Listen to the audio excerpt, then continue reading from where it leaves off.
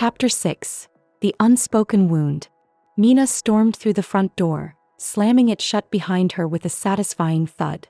Her cheeks still burned from the confrontation with Maya, and the lingering trauma of her past, even though the debate itself was finished, made her heart pound. She ignored her sister's frantic footsteps following her into the house as she raced upstairs. All she wanted was to curl up in her room and pretend the day had never happened. "Mina, wait," Maya called, her voice a mix of frustration and something that sounded almost like panic. "Mina, don't you dare ignore me." Mina walked faster, her backpack heavy against her shoulders, refusing to turn around. She made a beeline for her room, desperate for solitude. "Mina, we need to talk about what just happened." Maya persisted, grabbing Mina's arm just as she reached her bedroom door. "You completely overreacted back there. What is your problem?" Mina finally whirled around, her eyes blazing. "My problem is you, Maya. Always acting like you're so perfect and beautiful, always trying to be the coolest person in the school. Just leave Liam alone." Maya's face contorted, a flash of something ugly crossing her features. Her voice rose, becoming sharp and hysterical with anger. "You know what, Mina? Maybe if you weren't here, things would be easier for me. Have you ever thought about that? I wish Mom and Dad never brought you here from Korea. Maybe the reason you're with us is because your real family didn't love you enough to keep you." The words hit Mina like a physical stab in her stomach.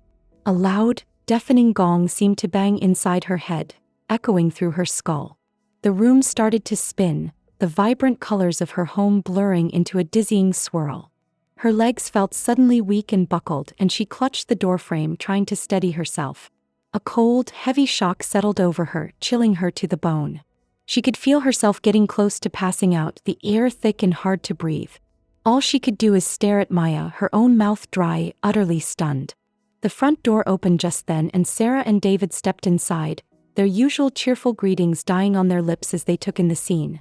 Mina, pale and trembling, clinging to the door, and Maya, red-faced and defiant, her awful words hanging in the air like poison. The tension in the house was so thick you could cut it with a sword. "Maya," David said, his voice unusually quiet, but with an iron edge Mina had rarely heard. "What did you just do, Maya? What is wrong with you?" He demanded an answer faster than she could think of something to defend herself. Maya shrank back, suddenly looking terrified. "Dad, I didn't mean it. I was just mad."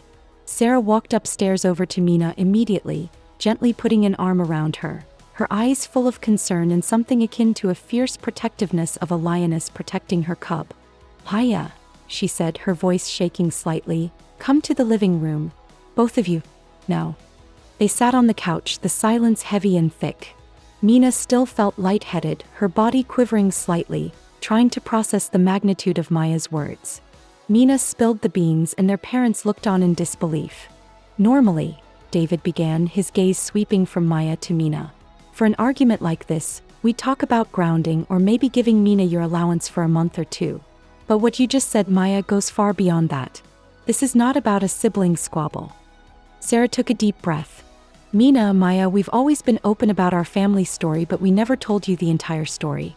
This is probably the best time to just let it all out. Your father and I tried very, very hard to get pregnant for years, but we couldn't. It was heartbreaking, and after a lot of thought and discussion, we decided to adopt." She paused, her eyes meeting Mina's. "We were deep into the adoption process when, unexpectedly, I got pregnant with Maya." David continued, "We considered canceling the adoption, yes. It was a brief thought, a brief moment of confusion. But then we realized something profound. We saw it as a perfect chance to be comfortable with a slightly older baby, to learn to be parents before Maya arrived. And we truly believed it would be wonderful for Maya to have a sibling so close in age, a built-in best friend." Sarah looked directly at Maya. "Your father and I made a promise to each other.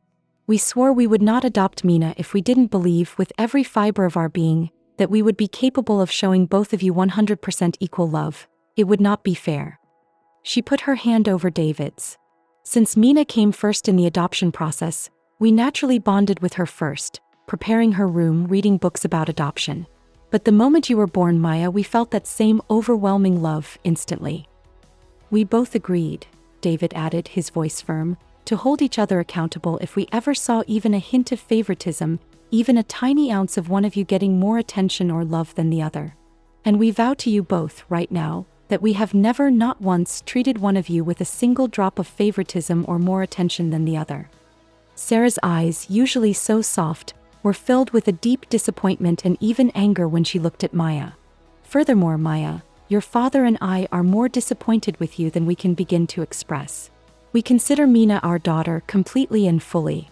We would defend her, stand by her, and love her just as much as we would defend a stranger attacking you, Maya. What you said was profoundly cruel, and it strikes at the very heart of who we are as a family. You attacked our daughter with unbelievable brutality, and this is simply not acceptable. I don't even know how you will do it, but you two got to work this thing out." Usually when someone says something like this, there is a lot of unspoken problems that cause something much smaller to be the tipping point. So whatever that is, you two need to find a way to work around it. Maya sat there with not a single word in response. She had really crossed the line and she knew it. She had no idea how to even respond one way or the other. Mina listened, still feeling overwhelmed, her initial shock slowly giving way to a different kind of pain. Her parents' words were fiery, fiercely loving, and utterly reassuring, yet the sting of Maya's accusation, the echo of that gong, still buzzing in her head. The air was thick with unspoken truths and a freshly broken trust.